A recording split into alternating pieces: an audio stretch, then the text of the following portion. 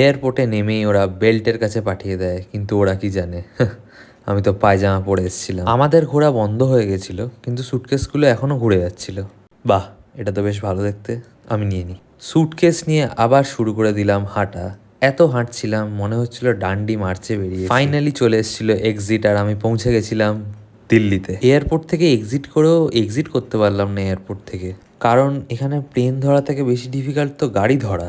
দিদি জামাইবাবুকে নিয়ে চলে গেলাম আমার প্রাইভেট লিফটে। লিফট থেকে নামলাম লেভেল 3-তে।